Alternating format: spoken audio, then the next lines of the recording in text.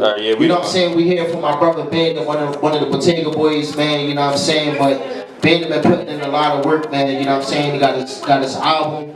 You know what I mean? And we here to celebrate. So we're gonna do a quick interview, real quick. You know what I mean? For the podcast and for everybody that's here. So definitely, man. You know, don't be scared to ask any questions so that he can answer your questions while we're here. We got a live audience, so we want the people to know that we here. We turned up, we crunk. We live right now, so can y'all make some noise for Bandit real quick, y'all? You already know what it is. We ain't gonna act like this. We're not gonna act like he ain't got videos out.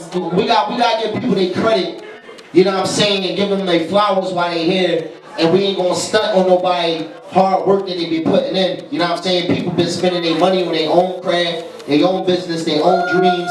And we in a room full of entrepreneurs that know what it feel like to understand. Make some noise for yourself. I see $1 billion in this room right now. Make some noise, Let's go. You know what I mean? We got celebs, you know what I'm saying? We got celebrity boxers, we got radio hosts, we got podcasters, we got videographers, we got models, we got singers, we got rappers, we got entrepreneurs in here, man. So, you know what I mean? Y'all know what it feel like to be on that grind, and Bandit been on the grind. So make some noise for him being on BET. MTV.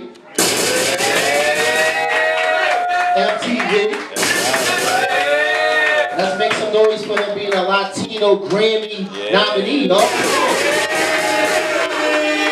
I mean? So we not gonna play around. There's more stuff that we can talk about, but that's just some of the things that we've been doing. So we're gonna get into the interview, man. Philly gotta support Philly. There's a lot more going on than gunshots and death, man. You know what I'm saying? And he's a walking example. You know what I'm saying? So let's get into it. So for everybody that don't really know who you are, let everybody know, you know, and we talk about the audience that's far and above, you know. Let them know who you are and where you're from. First of all, I'm from Uptown. You can look at me and tell. Uptown. But you can look at me and tell I'm from Uptown. It's in my walk, it's in my talk, it's in everything. But aside from that, you know, I'm just a kid from Philly. Then, you know, I grew up in the music industry, and I made my dreams happen. You know, I believe in good karma, and as you see, it's definitely coming back to me. You know, I've looked out for others, and everybody's looked out for me, and I appreciate everybody that's from. I appreciate everybody that streamed the project.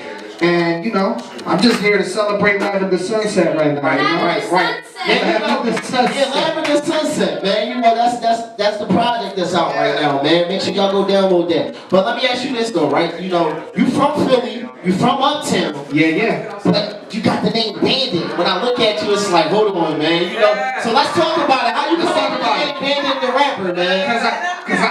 I was quick to steal a motherfucker's girl. You know what I'm saying? So that's what it is. I'm the quickest to steal your girl. I don't know what that other motherfucker keep calling. And that's what Uptown men know to do, man. You know what I'm saying? Yeah. So definitely, you know, listen, man, I heard you when you stepped out, the big body, you know what I'm saying? You like pink hair, don't care. Pink hair, don't care. Like, pink hair, don't care and stuff. So let's talk about this Lavender. Like, where you come up with the name Lavender? Like, so it was a play on the whole, you know, Prince did the Purple Rain. Okay. So, and it's an 80s inspired album. So what I went and did was, you know, Lavender Sunset is basically her turning my dark moment into a beautiful one. Okay, I like that. So let me ask you this: through this whole process of your project, you know, and I know it's a time that we all locked in. You already locked into the music, but it's that one moment, that one song on the project you was like, "Hey, yo, this it," and everybody else was like, "Yeah!" Like, what song is that on the project for you? What's crazy is, see, I'm gonna tell you, I felt like that about every song on the album. But every song? Just about every song. Cause listen, when I go to the studio, I'm not like them other artists. I'm just going in there for 1 hour trying to work on the song. No, I'm spending 5-6 hours just on each song to get it to the way it's supposed to sound. I'm not gonna give y'all no bullshit. When I'm bringing it to the masses, I'm giving y'all quality work. You notice that I got 2 DJs in here, and both of them could co-sign it, that they could play a Bandit the Rapper song next to a Justin Bieber song, next to a Chris Brown song. Right. I don't feel like anybody's higher than what the fuck I'm doing because I'm betting on myself at the end of the day. You feel me? Right, right. And shout out to the coalition DJs. That's what it is. Building, man. Make some noise, y'all, for the coalition DJs being in the building, y'all. You know what I mean? Yeah, coalition DJs. If y'all didn't know, man, that's one of the major industry coalition as far as DJs. If you're a DJ, man, you know you gonna belong to an organization. Respect the DJ. Man, I'll sucker punch you. I belong to the Fleet DJs. I got respect for the coalition DJs, man. So make some noise for the DJs, y'all. Because if it wasn't for them, y'all wouldn't even hear the shit that y'all hear, man. So make some noise for the DJs, y'all. Facts done. Facts done. That's all we got. Can we make some noise for the DJs? Yeah, they're playing the music. Alright then. But what was the name of that one particular song though? The first single, Faded Memories. Faded Memories was it. That was the record. Oh, and that's the one that, you know, charted, got on iTunes, Billboard, all that good shit, you know. I'm gonna talk my shit right now, got on my. What was the concept behind that? Faded Memories was just, you know, you getting drunk and you reminiscing on them. Okay. You know what I'm saying? It's just like, we all done it. We've all done it. We've been drunk and, you know, we start thinking about, you want to call it. You know, it's basically on some, I don't know, just drunk shit. Right. No, just some drunk shit. Right. So, I mean, through your whole experience of being an artist, you know what I mean, along your longevity, what was something that stuck with you that really you holding on to that's going to propel you and keep propelling you? I know somebody that gave you, dropped some jewels on you, or you went through something and you was like, you know what, I'm going to remember this because, you know what I mean? It wasn't nothing in the industry, honestly. It was the fact that I lost my mother at a young age. So, and I told her that I was going to be on TV before she passed. And to this day, what am I? I'm on TV. And that's what keeps me going. Make some noise for that, y'all. That's what keeps me going. Right.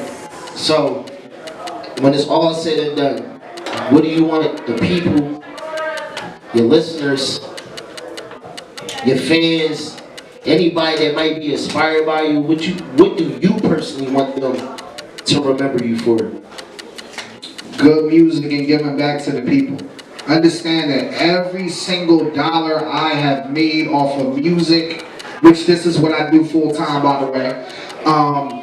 Every single dollar I made off the music, I took at least 25 cents off of every dollar and I gave it to charity. And that's real rap. So I'm not one for just myself. I'm always going to give back. You see the punch over there. It says right up there. It's for charity. You know what I'm saying? We're donating a portion to charity. That's what I want. I want them to remember that I always gave back. I wasn't one to be selfish with it.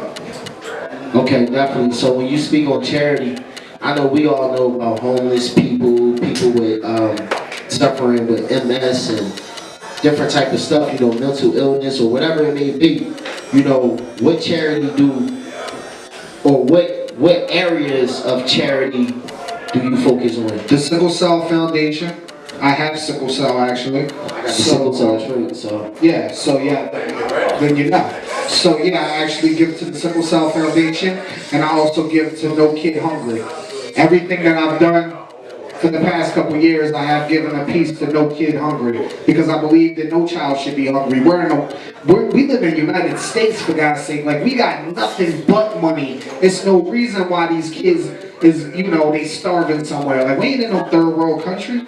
No, that's facts. That's facts. How can I feel comfortable walking around here with Gucci and Louis on and it's a kid somewhere starving? I don't feel comfortable like that. Yeah, that's one of the main problems in our city itself. You know what I'm saying? It's hunger. It's hunger, you know, clothing and shelter, you know what I mean, for our youth. So when we see them act out, a lot of people be like, oh, why they acting out? But it's like, yo, they hungry, they ain't got no clothes and they ain't got nowhere to live. Their parents, you know what I mean? Like, we gotta be real. So I appreciate people that look out for certain things, you know, because a lot of people do give back, but they don't have a reasoning behind it. You know what I'm saying? Like, you know, everybody gotta have a reason. Some people just be like, yo, you know, I just gave some homeless boy, but it's like that's not your lane. You got lanes, and I appreciate that, man. Make some noise from giving back to charity, man. Like, you know what I'm saying?